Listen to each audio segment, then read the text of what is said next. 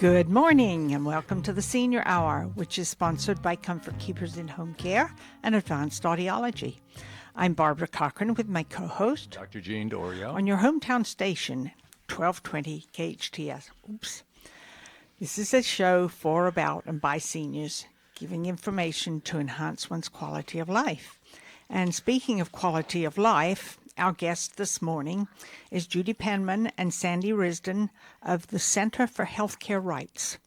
And you will be talking about Medicare. Yes, thank you. Welcome to both of you. Thank you. Welcome. Thank you. Well, thank you for letting us come back. I just want you to know in the last month since I was here, I have had so many calls for Medicare counseling that I have been so busy both at the Senior Center and Social Security Administration. So there are many seniors that listen to the Senior Hour. Mm-hmm. So thank you, Carl and Jerry, for letting us have the Senior Hour. Everyone that called to the Senior Center said, we just heard you, and we have just one quick question. There's no quick question. No quick questions. Well, it may be a quick question, but the answer is very, very long. That's true. And, you know, it's a complicated issue, and the decisions have to be made, and healthcare has to be viable for our seniors. And they don't know which direction to go sometimes. You can't even get it off the internet. And, of course, I went and received your services, and it was great. That's 2 years ago, and, you know, I'm in the right arena right now and making sure I get good care. Great. And I thank you for that. And, well, thank you. It's because you were maybe here on the show too, but you're bringing to this community a lot of the seniors who have these other questions that you need to help them answer. And, you know, they're just not going to be there if you don't seek that help. That's true. That's very true. Well, I was very thrilled that everyone that called, even to Social Security, Mr. Palmer, the manager there, said, here we have another caller who had just heard you on the Senior Hour. So they were thrilled, too, because that gave Social Security more business, too. Oh, yeah. What is a common question that you're facing when they give you a call?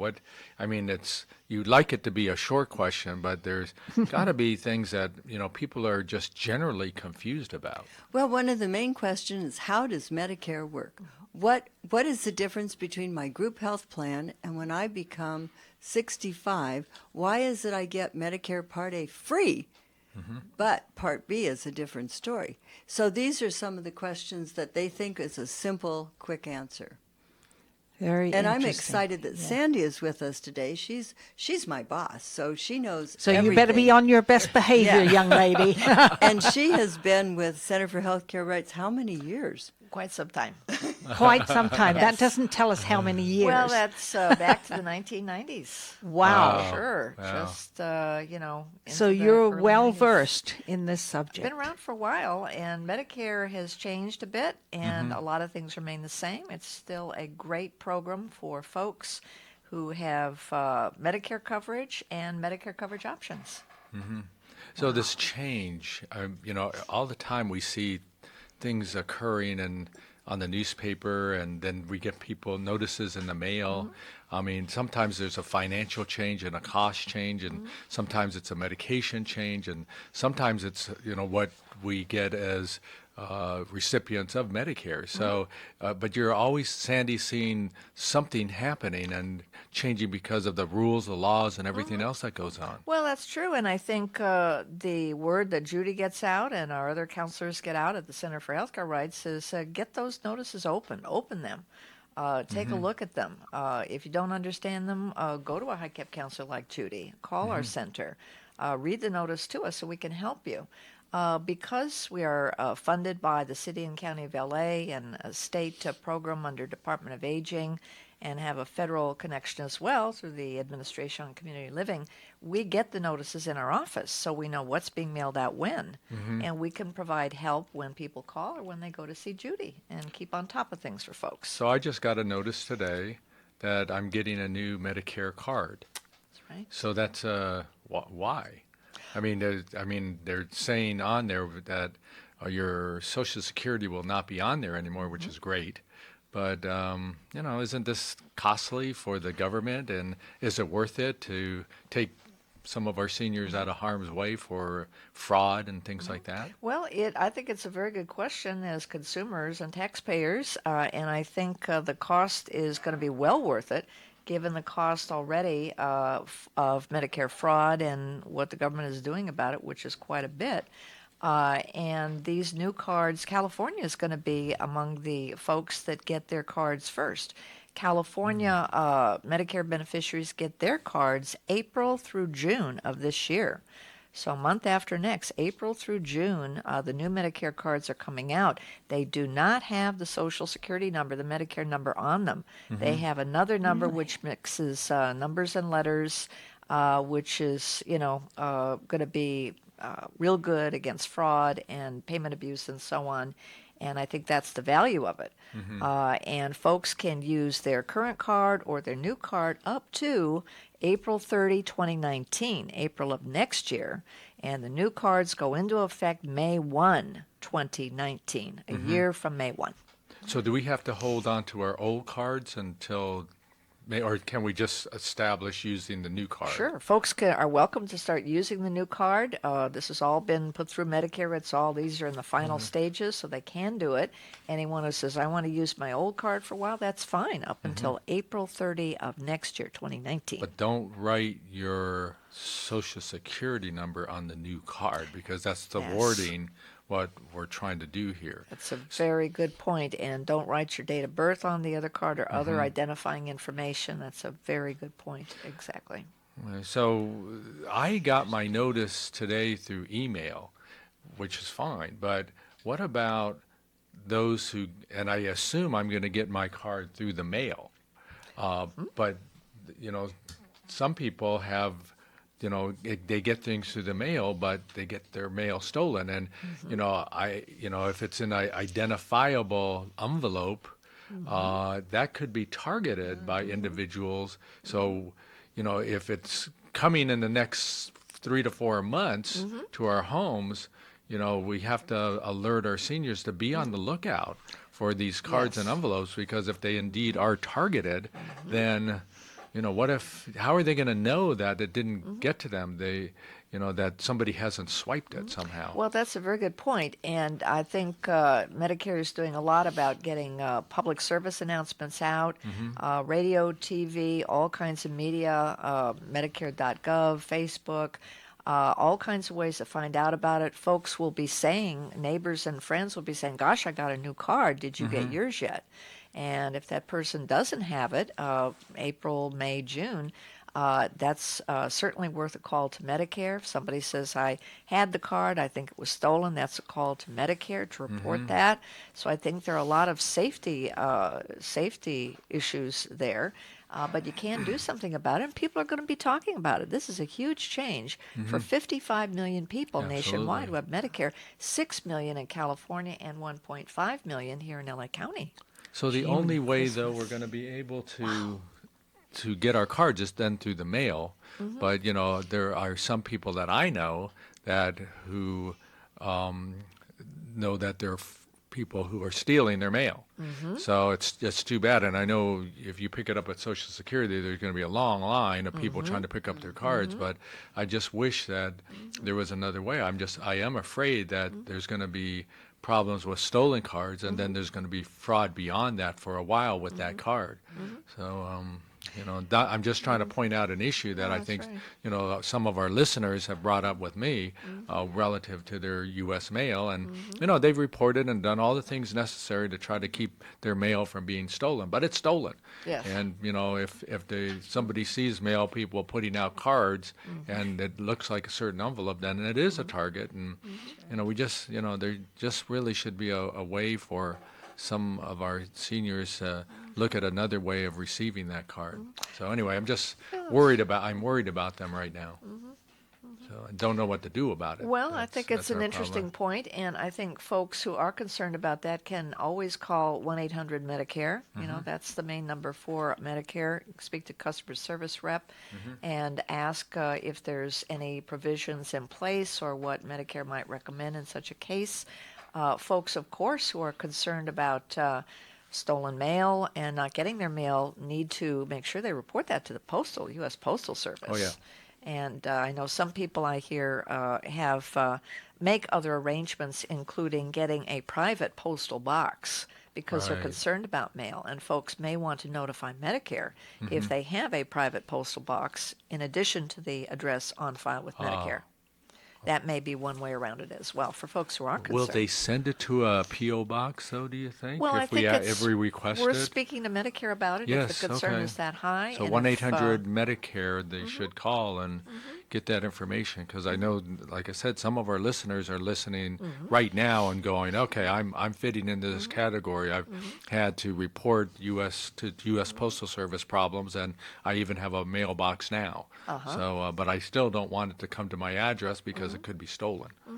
Well, my guess is that, again, that is something that the folks at 1-800-Medicare might be prepared to receive a call about, since this is a big change and so on. I wanted to make one other announcement about a huge change coming to Medicare starting January 1, based on the signing of the recent budget bill. One of the provisions in the big federal budget bill signed a couple of weeks ago is that the Medicare Part D donut hole, the area of non-coverage, will be ending as of January 1 next year, and not January 1, 2020. Good. Oh, It's good. ending a year Yay. early. Good. And Thank this was a goodness. provision in the budget bill.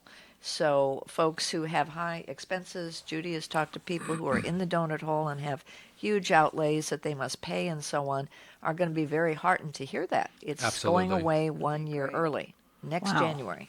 Good. And really a good provision that just never should have been there. Donut holes or not, diet or not. I mean, we were worried so much when that came out Right. and it was initiated that it just didn't seem fair. It did not make any sense, and Right. it all pushed back to the pharmaceutical companies and their lobbyists pushing it into the bills and them getting their way. So now that the cry has gone out from our Medicare patients, and now it's going to be changed. And it does work. I mean, it's taken 10 years, but it does work to rid ourselves Yes. of a provision that should never have been there. Yes. Well, of course, the plan since 2010 was to have the donut hole go away as of 2020, thanks to funding from the Affordable Care Act. But the budget bill, again, so it was planned to go away, but having 1 year sooner, again, for people who have to go in debt and so on to pay pharmacy bills, especially late in the year, but really any time of the year, it's just really good news. And we're just It is. real It's great pleased to news. It's- note that. Right. And the So you can pharmac- put it on your doctor's diary for all of us on your email list to hear about this. Yeah, they need to This'll be understand this concept that but it's eliminated. But I've had gripes from my patients for years concerning this, and it has put them in financial distress. And Right. it has not. Some of the medications are just tremendously expensive, and Medicare has helped with that, and that's great. But then when it came down to some of the nitty gritty stuff, they just weren't.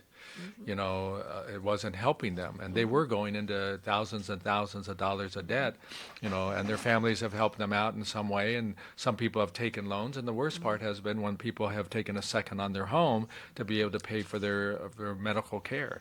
But some of that will be alleviated through now the change in the donut hole. Well, it's interesting. The pharmaceuticals are so expensive. Yes. No wonder they have control of everything. Look at the money they make. Yep. Fortunately, I have good insurance, so I don't pay very much. Now, I got a prescription the other day for lisinopril. I paid nothing. Good. Zero. And that was, I said, are you sure? She said, yes. She says, I'm sure. I was so shocked.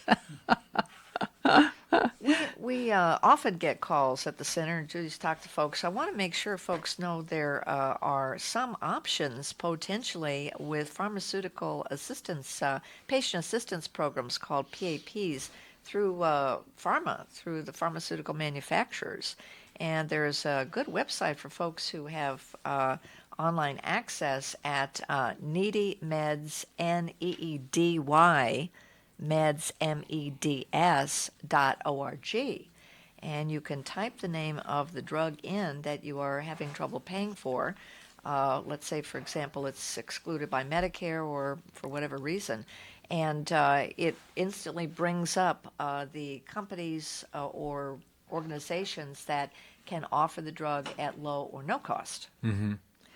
Yeah, that works. And, some of my patients have taken advantage of that. I mean, even some of the advertisements you'll see on television, if you have trouble paying for your medications, contact this number. And, and it works. Right. It's great stuff. How long it lasts for is a big question. You hope that the medication becomes generic at some point, but many patients have solved their problems by doing that. Exactly. So that's needymeds.org. That's right. Okay, great, Sandy. Super information. Needy, Needy, needymeds.org. .org. So a lot of our listeners as well, they take care of their seniors, but they're also moving toward 65 years old. And that big question arises, what am I going to do and how am I going to handle? And that's what I faced several years ago when, I asked Judy to help out. And, the hard question is, where do you go in this complicated, complex Medicare group that we have through the government? And that is not, there are no easy answers to that, is there? And those who are listening really need to take hold of this conversation because, if you're 60 years old, I probably wouldn't bother because, as Sandy said, the laws are going to change and, you got to kind of wait before you look at what your alternatives are. But, if you're 63, I think that's the time to be, charging into this and figuring out how you're going to handle it. Because it does require an understanding of what the debt is going to be for that. And you hope that most people will sit back and they'll go like I did and say, wow, gee, I was paying $1,200 per month and now I'm paying $300 a month. That's not bad. Right. And I recently just had a couple coming in to see me this week, yesterday as a matter of fact, that wanted to compare the group health plan they had against how much it'll cost for Medicare Part B, Part D, what their options are. And they were so shocked. They said, we just always have had a group health plan. We haven't worried about it. Every year they ask us through open enrollment if we want to keep it or have different choices. But now I can't believe all the things that you're telling us. So it was quite informative for them. And those are the people I like to talk about, the brand new people entering Medicare, because they are sponges. They want to learn everything. And when you see that light bulb come on, it is so excited that they actually understand what you're talking about. And that Really? makes you feel good. Really? Yes. You're not kidding me? Wow. I would imagine that is exciting It is. when that happens. It is. We see, and Judy's seen, and we see for folks come into our office when we start talking to folks and explaining things and showing some education materials, that their shoulders go down and they breathe differently. There's some Relief. stress It's that is- relief. Yes, I think so. Yeah, no It's doubt interesting about to that. observe that. But it's Well, so complex, isn't it? I mean, Yeah, don't well, you any- still feel that it is? Yes, it is. But anytime you can save money or not spend as much money, that's a big relief, especially for seniors who are many times on a fixed income. And Right. there's nothing much they can do. Their pennies and dollars are very precious. And I don't think it's just the saving money part. They also want to make sure that their coverage is good enough, that they don't want to chintz themselves or their spouse out of, what their real needs are going to be and their anticipated needs. As you age, all these problems start to crop up. Right. And, you have to, it's so hard to anticipate, what medication is going to cost, what hospitalizations are going to cost, what the deductible is going to be. Right. That's way too far in advance for us to think about, but it happens. And I just kind of wonder, Judy, how often do you feel that, let's say somebody goes from they're 65, they get on their programs, you've talked to them, when do you think is a good time for them to look at the strategy and see if there are any changes that are necessary? Should I come back, for instance, in a year or two or three when I'm 70 and make sure that things are in the right place? I would love that. I always welcome people, especially if they are in this first 7-month period when it's their first initial enrollment period. They have 7 months, 3 months before the month of their birthday and 3 months after to enroll. That is when they're really interested in knowing what to do. And they're so confused after, some of them are so confused, they say, can I come back closer to the time and that before, after I enroll? Because I really want to learn what you've told me. I want to actually absorb all this information. So I always welcome them to come back. I give them a business card. I write down the Senior Center direct number or Medicare or Social Security direct number, or they can contact the Center for Healthcare Rights and they will get an appointment with me. But I think it's important for them to come back if they really, just to update so they are aware of what's going on. The biggest question we get is Part D. And we should probably talk about that later, because people will come to us saying, I don't take any medication. I refuse to get Part D. And that has been a big deal. And we want to make sure that they know if they don't get it in time, they can be penalized. What? We need to take a break. So can you give us those telephone numbers? The How Senior can we Center. contact with you? Well, the Senior Center is 661 661-259-9444. And then your number at Social Security? Is the Social Security number. It's the 888 number. You just have to call the main okay. number. And they have people, they usually give the call to the manager, and the manager will put it down on, I have a special book. I see. And then this 1-800 number?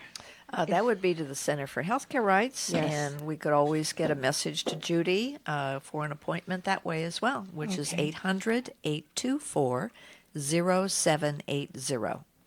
And that would be extension 3006. Terrific. Which is directly to Sandy. Oh, that's terrific. That way we can get the message to Judy right away. Yes, that's wonderful. Judy, thank you for bringing Sandy.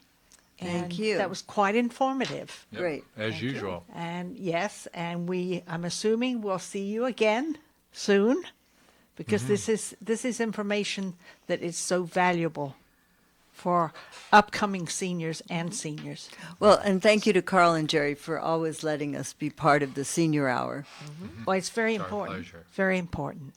And we will see you another time. Thank you. Thank you very much. you. I'm Barbara Cochran with my co-host, Dr. Jean Dorio, on your hometown station, KHTS.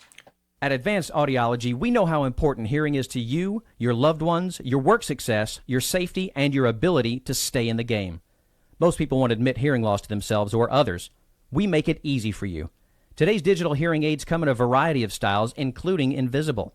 All feature-rich, providing unparalleled hearing quality, wearing comfort, and automation that simplifies your life.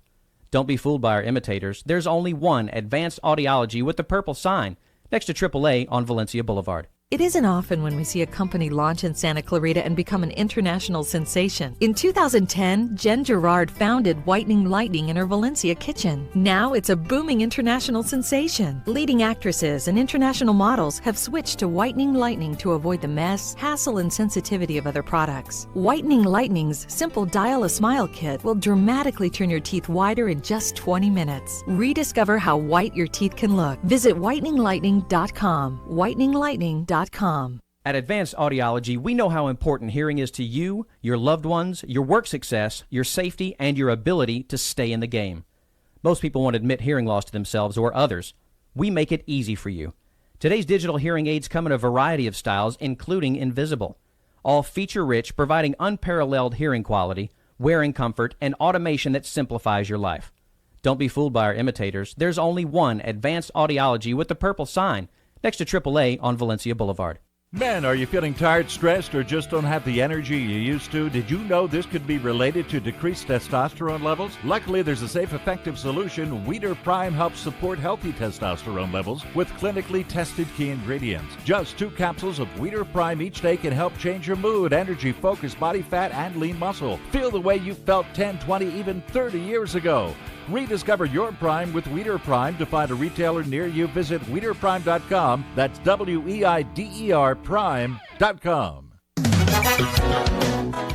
Hey there, it's Tori with your Hometown Station weather. Mostly sunny today. We're looking at a high of 59 degrees. Some clouds overnight with a low of 40. Clouds tomorrow with rain expected by Thursday evening. The St. Clair Lenten Fish Fry is Fridays through Lent. At St. Clair in Canyon Country, meals are dine-in or take-out, and proceeds benefit local charities and families in need. For more information, go to hometownstation.com. Will you still need me? Will you still feed me when I'm 64? Welcome back to the Senior Hour. I'm Barbara Cochran with my co-host, Dr. Jean Dorio, on your hometown station, KHTS. And now we have our guest, Julia Rodriguez, and she's with the Domestic Violence Center, which is now part of Child and Family Center. Welcome. Thank It's nice you. to see you. Nice to see you too. What are we going to be talking about today? We'll be talking about elder abuse and intimate partner violence. Ooh, Big topic. oh, that is a big topic. It is. Well, there is a great deal of elder abuse. There is, and a lot of it, most of it goes unreported. Mm-hmm. But let's define that, because there's everybody thinks physical abuse, but there's psychological abuse, there's Yes. emotional abuse, there's financial abuse. Yes. I mean, these are all the areas where people, you don't think that this is impacting the senior, but indeed it is, isn't it, Julia? And that's very true. And even the people, the abusers, sometimes aren't even aware that they're doing so. And a lot of it too, like for example, with the financial abuse, what happens is it's relatives, it's family members, it's the daughter thinking that she knows what's best for mom. She should control the account, she should control the finances, and because she believes that she's elderly, she doesn't know what's right for herself. We're not letting them choose. And that's a tough situation. If you have a parent who wrote a check for a charity organization because they got something in the mail for $1,000, and then the family questions that, and they say, that was a little bit too much, and you worry that you have to have some control over your loved one so that their nest egg doesn't evaporate. So that's a fine line in trying to say, hey, I'm trying to help my loved ones, but somebody else could perceive that as saying, no, you're controlling their whole life. Correct. And it goes back to not allowing them to have that choice, thinking they're incapable of making these decisions. Right. And, sometimes they are. Sometimes you have to get social workers in and psychologists in to evaluate that senior and make sure that they're not doing financial harm to themselves. Correct. So that there are ways of looking at it that to assure that the rights of that senior is not abridged by anybody, let alone a family member. Correct. Yeah. Yeah. So That's it's completely true. not an easy situation in our society right now, and you do have to be prepared, and you have to be mindful of your loved ones who could end up in dire straits because they've done something and evaporated their whole account. I think there was something just on the news where a senior did something like that, and she was so shamed by it and guilt-ridden by it that she committed suicide. Did you hear about that? She was 74 years old in Ohio, I think, and we all went, oh my goodness, that's something like that shouldn't happen either. It shouldn't, and it's unfortunate, and these stories like this are common. Things like that do tend to happen with all age groups when they're shamed. But with the elderly, we need to pay a little more attention than we already do to make sure these things don't continue to happen, or that we're at least educated that it's happening. Well, the other thing too is there's a great deal of abuse by the caregivers. Yes. That is something that I think really needs to be watched for by family members. I think so too. And I believe that for somebody who has grandparents who do need to be cared for, there needs to be that that point where you step in and you know, well, this is actually abuse. This is more than just somebody being frustrated about having to take care of my grandfather, my grandmother.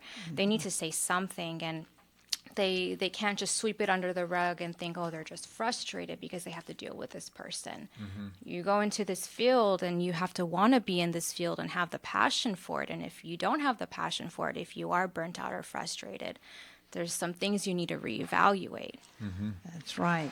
That's right. And, accountability is key here. And we, being a geriatric physician, I know that there are times where I have had to intervene and see what was going on with the patients and their loved ones, and then the caregivers as well. And, one of the solutions quite a few years ago, within the last 5 years though, we were worried about, caregiver abuse, and we had cameras installed in the loved one's home, and the senior was fine with it, and just, their big thing was don't put it in the bathroom.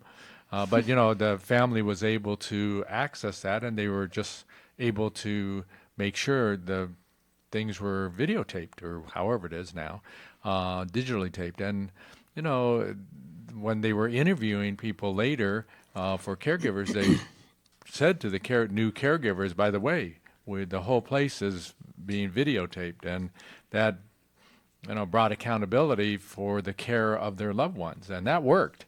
And for this one particular patient that we had trouble, we felt from the previous caregivers. So, technology has helped us to a certain degree, and sometimes it escapes us as well.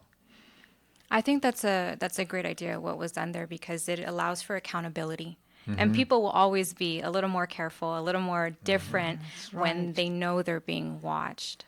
That's exactly right. Well, Jean, you are a doctor, I think probably the only one in Santa Clarita Valley who makes home calls. And that is a plus for you, especially since you are a geriatric doctor, to see the surroundings, where they live, and sometimes notice that something's not right here. Yeah. And that is a big plus. Yeah, it's a big plus. Seeing the environment, no doubt, plays a huge role in terms of physical dangers that the patient might have, a hassock that they might trip over, a rug, a throw rug that folds over. And, there's so many things that are the physical problems. But, the harder part is trying to read through sometimes where people are being abused in some way. Yes. And that is a tougher issue. And I think most of the time, I haven't seen so much where the family members have been the perpetrators. It's because usually I'm always interacting with them, and body language and the intonation of voice and things like that play a role. But I mostly with the family have been concerned about caregivers, and it's not an easy task to select out who you're going to have caring for your loved ones. That is not easy. No. And you're going to run into problems where there's domestic violence that is unforeseen, and to be mindful and factual with the patients and being able to do house calls. Like, I think that people do not understand that something could be escaping them and we don't see it where it's there. And I worry about that all the time, that something should be happening to my seniors, that whether it be emotional abuse or financial abuse, that I just didn't see. And I feel bad that I may miss it, but I'm not a lie detector. I can't always tell. And these are the scenes that we come upon, that you folks come upon all the time, that you have to help analyze for us and with us. Right. And as far as the domestic violence that the elderly do come across as well, it's difficult because for many of them, they've been with this person for many, many years, and they're trying to figure out what resources are going to be available to them. Do they want to be, in their mind, a burden on their children and their family if they do decide to leave? And even when we do come across clients who are of the elderly population, their resources are limited. When they go into shelter, It's an emergency shelter. Emergency shelters are typically 30 to 45 days long, but in reality, what's going to happen after shelter? What about housing? What about income? And with most clients, you think of the single mother who's in her 20s or 30s, has job experience, can still go to work and school. She'll get into transitional housing and programs much easier than an elderly woman who is no longer working or has disabilities and has no income. So that's always very difficult to try to connect them to resources. And I think it would be great if there were more resources available to that population. And that's why our seniors, because of that worry, I mean, they've been living a long time. They understand things, they have experience, but this is one of the problems that they end up facing and don't report the problem. And because they're fearful that, hey, they might be in a shelter, they might be taken out of their comfort zone, and they don't want that to happen. And so they don't report incidents of domestic violence.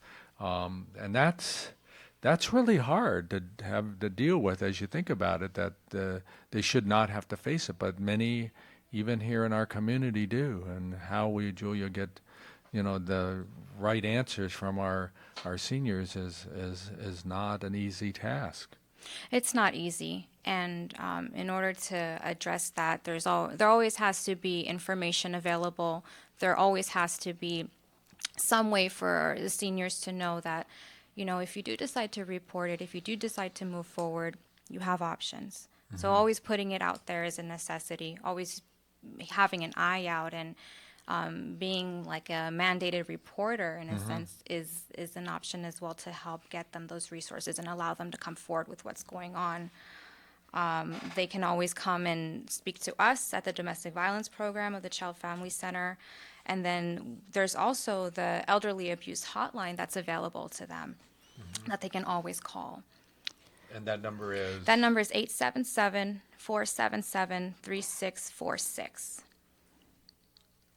So that's 877-477-3646. And rest Yes. assured that if you feel uncomfortable in situations and that, all the ramifications of, reporting could cause major problems in your life personally, but maybe even anticipating in others people's lives, you have to really think about it. You have to really think, are you going to pick up that phone, and are you really going to make that phone call? And it is not easy, but we want our listeners to know that we don't want you hurt. We don't want you physically hurt. We don't want you mentally hurt. We don't want you emotionally hurt. We don't want you losing sleep. We don't want you to get sick over this and have new medical problems because something is impacting you that shouldn't be happening but is happening, but you don't feel comfortable in doing something about it.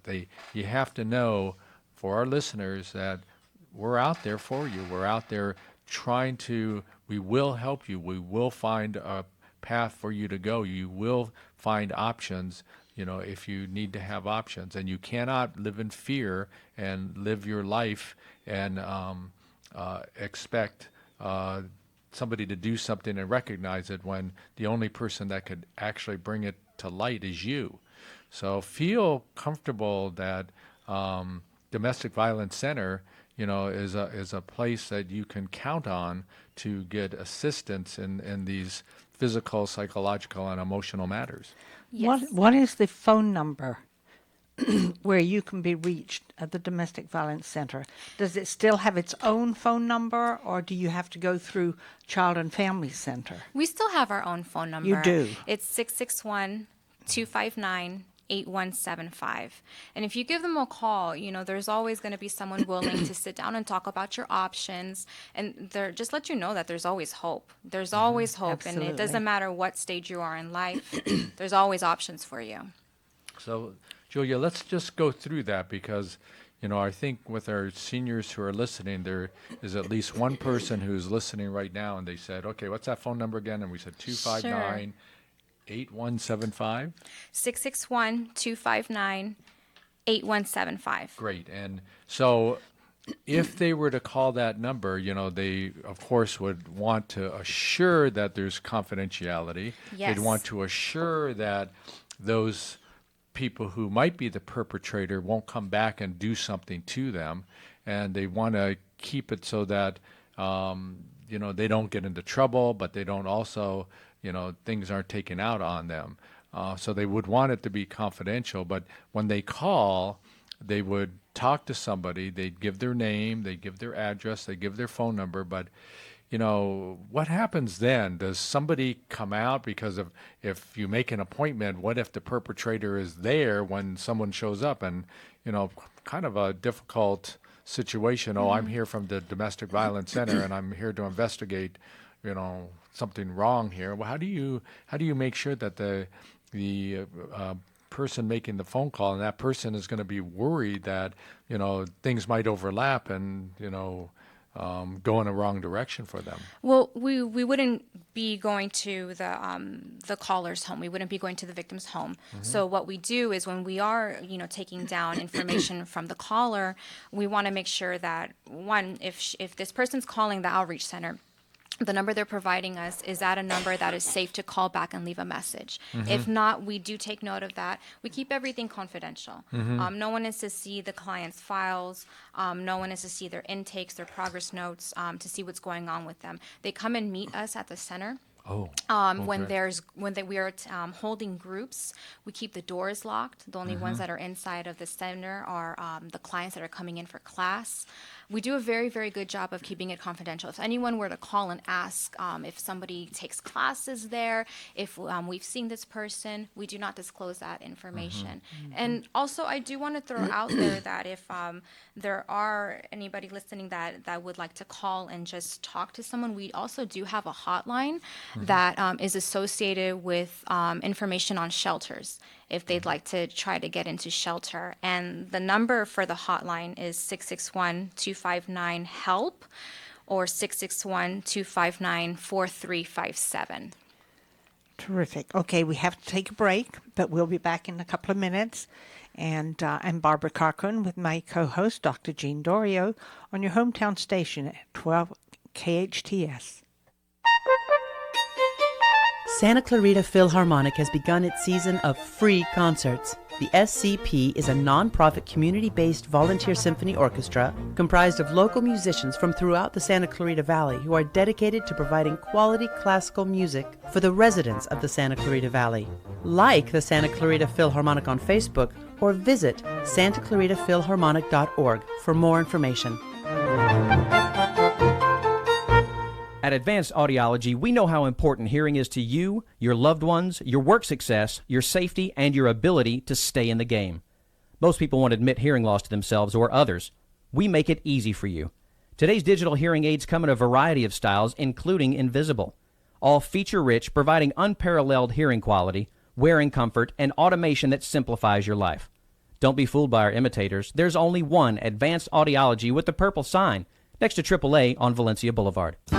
The Santa Clarita Artists Association has a new gallery in downtown Newhall on 6th Street between Main and Railroad, right across from the Canyon Theater Guild. The gallery features our members' paintings, sculptures, and one-of-a-kind handcrafted gift items. Whether you're an art lover, buyer, or an artist wishing to join, visit our website at santaclaritaartist.org, come to our free monthly meetings at Barnes & Noble, or stop by the gallery. For upcoming events and exhibits, check us out at santaclaritaartist.org. We make visual art visible. Will you still need me?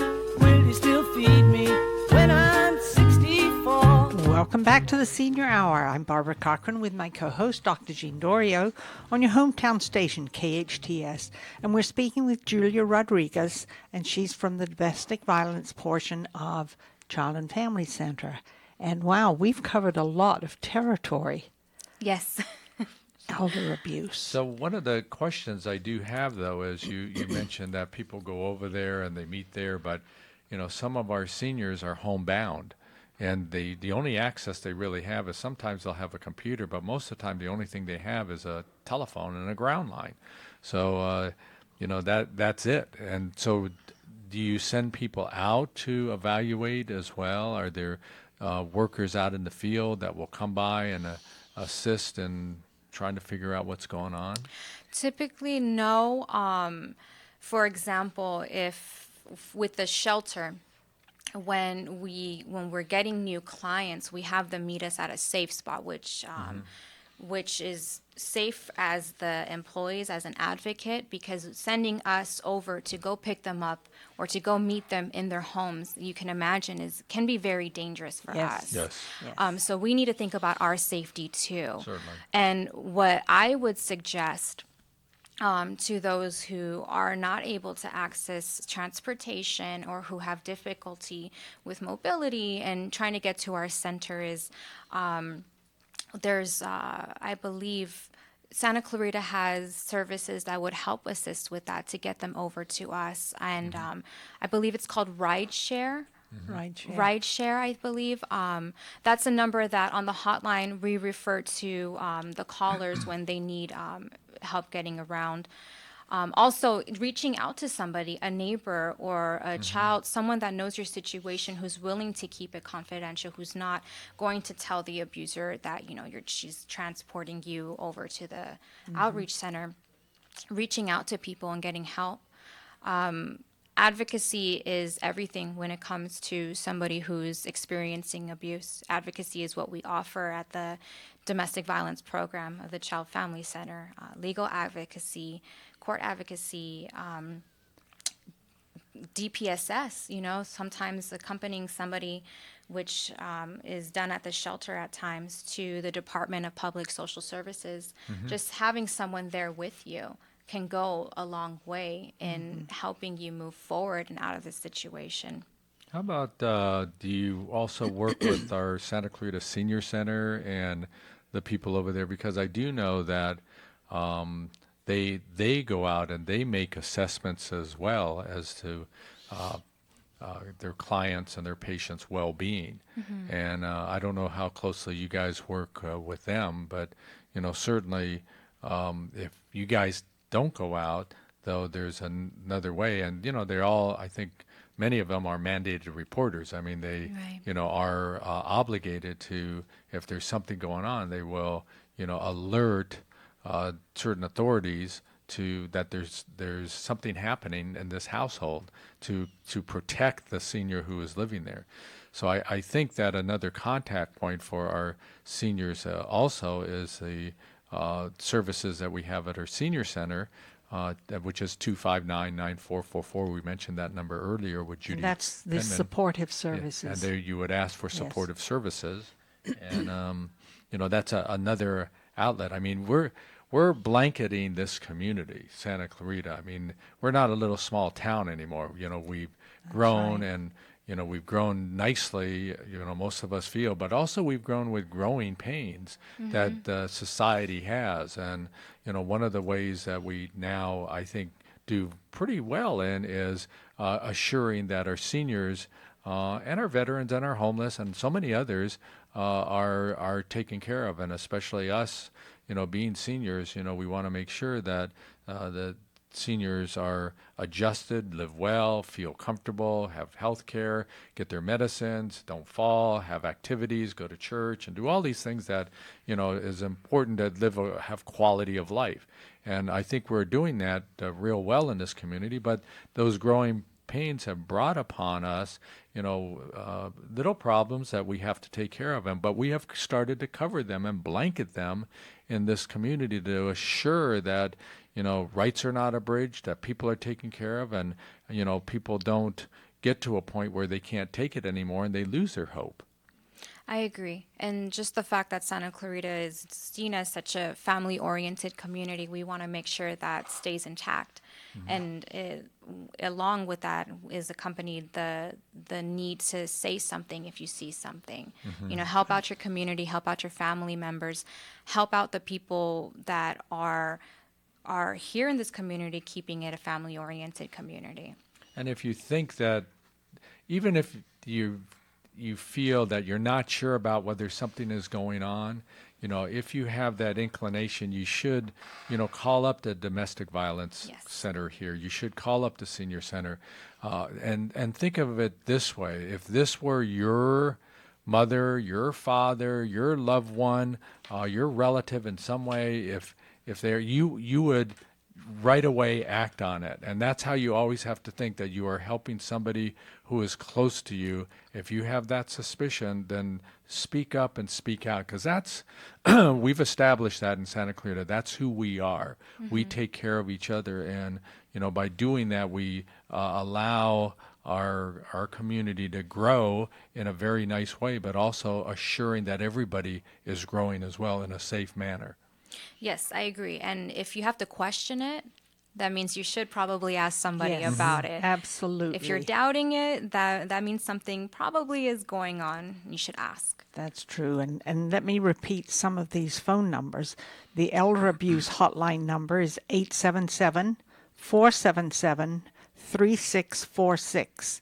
And the Domestic Violence Hotline locally is 661-259-4357. And if anyone wants to call you, that telephone number is 661-259-8175. Yes, and that number, the last number that we called to, that's our outreach office. So that's where, if anyone wants to come in and get restraining orders, seek court advocacy, if you need someone to go with you to court, if you want to come in and become one of our clients so you can receive counseling, therapy, go to classes, receive education on what domestic violence is and how to look for red flags, that last number is the one you would call to seek all of that.